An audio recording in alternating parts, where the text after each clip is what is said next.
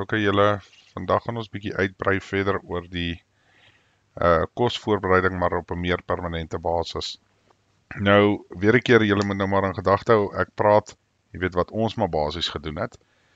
So dit is weer iets wat 'n mens moet verpersoonlik, maar ek gaan vir julle 'n bietjie advies gee hier en daar oor kosvoorbereiding wat ek nou weet werk en wat ons nog al opgetel het werk baie goed. Ok, so kom ons begin by langtermyn storing van goed soos rys, pasta, mieliemeel, al daai tipe goed. Wat ons nou nogal opgetel wat vir ons lekker gewerk het. Ons het, as jy nou byvoorbeeld by Makro of enige groot handelaar byvoorbeeld rys gaan koop, in plaas om 'n groot 20 of 30 kilogram rys of wat ook al die kilograms nou is, te koop, het ons gegaan en jy koop een van daai pakke en dan het hy gewoonlik 'n kilogram rys, sê nou maar 10 of 20 kilogram ryspakkies in. So ons het dit nogal baie gekoop, selfs met die macaroni, spaghetti, as ook pap is 'n bietjie moeiliker, maar kom ons bly nou eers by die rys en die spaghetti. So wat jy dan nou moet doen, en hierdie is nou maar afhangend van persoon tot persoon. Daai sakkies waarna dit is nie 100% lig geseël en nie. Hy het maar goeters in. So jy kan nou een van twee goeters doen, en dit is alles afhangend van persoon tot persoon. Jy kan nou gaan en jy kan byvoorbeeld daai hele pak soos wat hy is, kan jy in die diepvries gaan sit, vir ten minste, ek sal sê, minimum 5 dae, maar at least 24 uur. As jy nou kan uitmaak wat ek sê. So wat hy doen is, hy maak enige eiertjies of goedjies wat, enige gifstof of wat ook al, maak hy nou maar basies dood.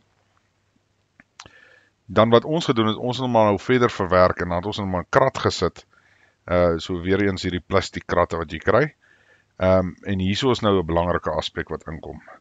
As jy hom in die plastiek krat sit, maak seker jy het iets soos packaging tape, ek is nie seker wat die Afrikaanse woord daarvoor nie, maar, of daai dik sellotape wat jy ook kry, en dan maak jy, nadat jy nou hierdie plastiek houer toegemaak het, gaan jy en jy verseël daai plastiek houer met die tape.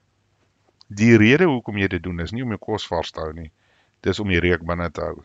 So dit help nou nogal kwai teen goed soos rotte ensovoort. So daar's nie 'n reuk wat uit die krat uitkom wat hulle dan nou optel en dan veroorsaak dat hulle deur die krat eet om by die kos uit te kom nie. So hou dit in gedagte, is baie belangrik. Ok, so dit is die rys en noedels, dis hoe ons dit hanteer het. Nou as jy nou gaan na goed soos papmeel, koekmeel, suiker, jy weet al jou poeierige goed wat jy het in 2.5 kilogram en opkoop, is dit bietjie heeltemal anderste, of wat ons anders te doen. So wat ons daar gedoen het, is ons het maar basies 2 liter bottels gevat, koeldrankbottels. Dit nou maar basies, jy weet jy was dit maar baie goed, en dan laat jy dit droog, so dit word nou maar droog, en van daar af het ons hierdie verskillende goed gevul met jou mieliemeel, met jou koekmeel, jy kan selfs jou rys daarin gooi, ek dink noedels gaan jy dalk 'n bietjie mee sukkel, byvoorbeeld, en spaghetti byvoorbeeld, maar al die ander goeders het ons, of jy gooi dit dan in hierdie 2 liter bottels, weer 'n keer in die vrieskas, weer 'n keer om enige miet, of wat ook al wat daar nou in is, dood te maak, want hy maak die eiertjies dood as jy hom vries. So, dan kan jy nou ook nog verder gaan, en jy kan 'n laurierblaar, 'n bloekomblaar, of 'n oudtydse kers, ek weet nie hoe is die nuwe kers nie, maar ek weet die oudtydse kers, hy het maar so 'n bietjie parafin ingehaat, en dit hou ook die goggas weg, maar nou moet jy in gedagte hou, dit gaan op die ou en dit trek in jou kos ook in. So, ons het nie daai roete gegaan nie, en ons cycle nogal ons kos baie, so, is belangrik, het help nie as jy nie hou van mieliepap, byvoorbeeld nie om mieliepap te prep nie. Ek dink ek het dit in die vorige video ook genoem, maak seker wat jy prep, veral langtermyn, is goed wat jy eet.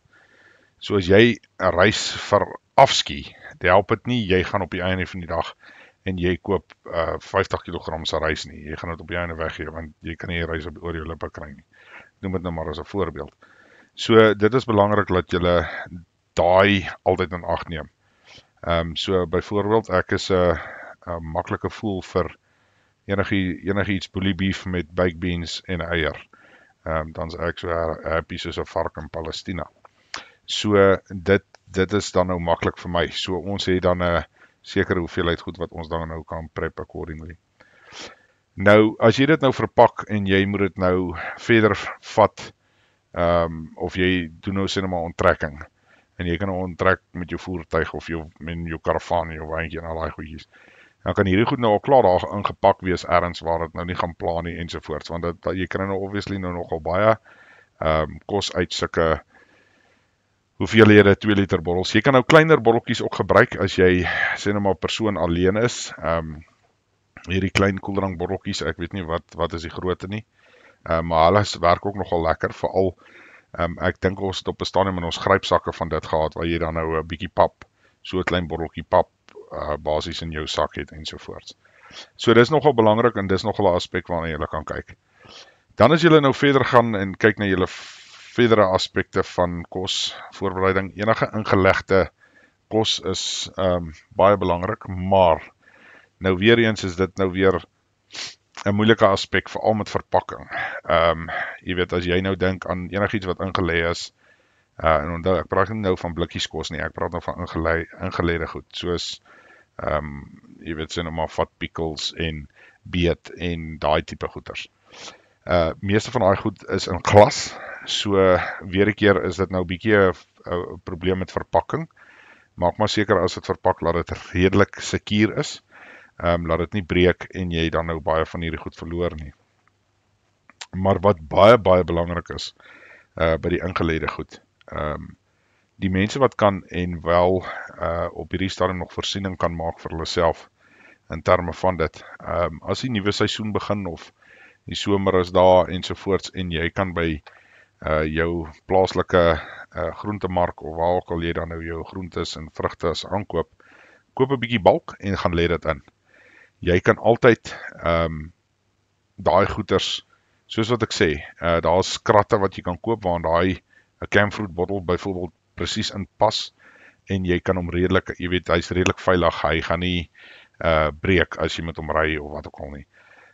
Dis nogal belangrik want ek dink dis iets wat ons dalk in die toekoms weer gaan moet hersien en waarskynlik gaan moet doen soos wat ons grootouers groot geword het. Jy weet, as daar oes was, dit wat nie geëet is in die somerseisoen nie, is dan nou ingelê vir die winter. So jy maak voorsiening in die somer om jou deur te vat deur die winter. So dit is nogal iets, so ek sal in persoonlikheid sê, of van my kant af sal ek sê dat een van die goeders wat julle nou al kan oefen, as ons nog die tyd het, jy weet, om klaar goeders in te lê, verstaan die proses, verstaan wat is die maklikste proses, dit help nou nie, jy gaan gebruik een of ander resep wat 500.000 goeders het wat jy moet ingooi, om eintlik maar net 'n bietjie asyn, bietjie sout, jy weet, en dan is hy ook ingelê, of hoe ook al, so die eenvoudigste resep, en maak seker dat as jy dit oefen, dan nou ook om te prep daarvoor. So goed, byvoorbeeld soos asyn, bruin asyn, wit asyn, appelasyn, wat ook al asyn jy dan nou wil gebruik, ook belangrik. Ek dink in daai tyd sal ons ook die vermoë hê om wel asyn te kan maak met jy weet, vrugteboorde en sulke goeders, om wel die asyn aspek te hê. So dit gaan dalk nou nie proe soos die asyn wat jy in die winkel noodwendig koop nie, maar dit sal nog steeds die doel van 'n asyn dan kan doen. So dit is nogal vir my belangrik dat jy daai in ag neem, so as jy kan inlê, lê in. En dan behalwe die inlê, 'n ander ding wat ek ook nogal altyd voorstel is, as jy, maak nie saak waar jy bly nie, al bly jy in 'n woonstelletjie, hoe ook al, gaan kry vir jou pot en plant iets daarin. En wat ek daarmee bedoel is nie plant vir jou roos of een of ander fancy blom of 'n kaktus of wat ook al nie. Gaan 'n plant vir jou boontjie en laat die boontjie opkom en eet die boontjies. Daar is niks in die wêreld met soveel satisfaksie as 'n ding wat jy as 'n pit in die grond gesit het, wat op jou einde groot word en jy kan daai vrugte eet. Daar's niks wat naby dit kom nie. So ek sal altyd vir mense aanraai, begin plant, begin solank werk aan die proses en hoe dit werk ensovoorts. Dit is nie breinchirurgie nie, maar daar is maar sekere tricks of the trade wat bepaal van jou opbrengste ensovoorts. So begin daarmee, en begin met boontjies, dis maklikste ding wat opkom. Hy dra redelik vinnig en jy kan dan sien en begin eksperimenteer van daar af. So jy hoef nie 'n massiewe groentetuin te bou om dit te doen nie, begin sommer maar net in 'n pot. OK, dan net op by die potte en die saadjies. Ek sal ook altyd voorstel dat as jy in jou, jy kan dit in jou grypsak ook sit, maar sommer by jou permanente prepping, maak seker dat jy maar moedersaad het. Jy kan dit maar gaan soek op die internet, daar's 'n hele klomp plekke waar jy moedersaad kan aankoop. Die Engelse naam is Heirloom. Baie belangrik dat jy dit nie vergeet nie, en dit moet Heirloom wees, vir die feit dat Heirloom beteken jy kan die saad oes en dit herplant. As dit nie Heirloom is nie, al sê die ding, dis GNO of GNO, wat daai ding is, vry, dit maak nie 'n verskil nie, dit het geen impak nie, want dit beteken maar net hy is organies. Dit beteken nie jy kan hom noodwendig herplant nie. So wat baie belangrik is, die heirloom deel moet daar wees, want dit beteken jy kan daai, as jy klomp mielies plant, as jy 10 mielies plant, en jy vat 2 van die mieliekoppe en jy oes hulle, dan kan jy volgende jaar 50 mielies plant. Dis nou net 'n voorbeeld. So dit is die groot idee agter dit. Ja, so maak seker jy belê in moedersaad. Daar sal ergens 'n plek wees, glo ek, waar jy op die einde gaan uitkom as jy hierdie drama gaan survive, waar jy wel 'n tuintjie gaan moet maak, jy gaan vir jouself moet kos voorsien. So dis belangrik dat jy begin kyk na hoe om vir jouself kos te plant, te produseer en te verstaan dat jy gaan eet wat jy uit die grond uithaal. As jy gelukkig is om 'n boer te ken met diere, dan gaan jy dalk nog 'n vleisie bykry ook. As jy nie daai geluk het nie, dan gaan jy regtig bepalend wees van wat jy uit die grond uit kan haal. So dis belangrik dat jy daai in ag neem en hou by die saad en onthou om dit wel te kry. OK, so net om op te som weer, permanente voorbereiding vir jou kos. Ek het nou deurgegaan met die mieliepap en die spaghetti en die noodles en daai tipe goeders. Mense moet ook nie julle souse vergeet vir daai goed nie.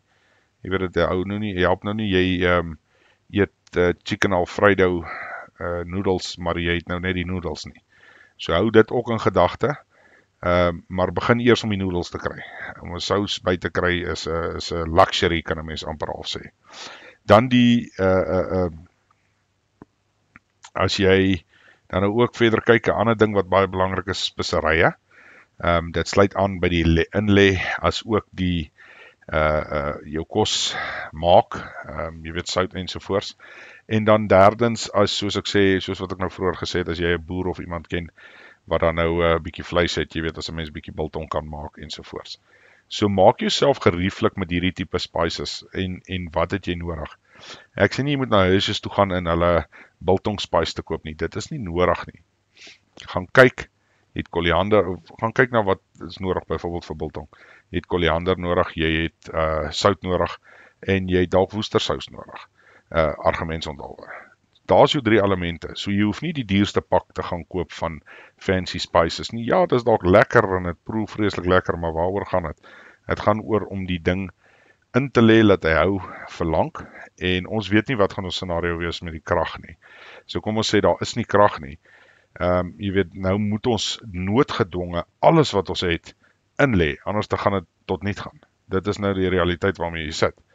Het ons nog krag? Ja, dan sit 'n bietjie minder moeilikheid, want dit beteken mens kan, jy weet, soos ek sê, jy kan met 'n boer dalk goedgesind wees en jy het 'n spulpunt en al hierdie goeders speel ook weer 'n rol. Ultimately is dit baie makliker dan. Maar as die krag af is ons, jy weet, dan is dit wat jy in die grond sit, wat jy het, wat jy kan doen. Wat kan jy 'n boer bied. So met ander woorde, jy kan nie net op sy grond kom en sy kos wil te begin eet nie.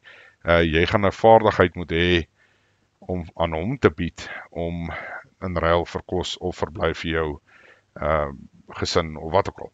So hou dit in gedagte, die beste natuurlik is om nou al aan daai tipe verhoudings te werk. Jy wil nie in daai tyd sit waar jy ronddwaal en hoop iemand gaan jou help nie. Nou gelukkig is daar daarom organisasies wat of vir sulke scenario's voorberei, maar ja, begin nou al die werk doen. As jy dan nou nie iemand ken wat 'n boer of wat ook al is nie, gaan skakel in by die organisasies. Moenie wag vir dit nie. As jy hierdie ding op jou eie gaan wil aanpak, dink ek nie jy gaan dit noodwendig maak nie. Maar dit nou daar gelaat, so ek gaan nou eers stop oor die kosgoeders. Ek sal my kop nog 'n bietjie laat gaan. As daar iets ekstra is wat ek sal wil byvoeg, sal ek dit byvoeg. En ja,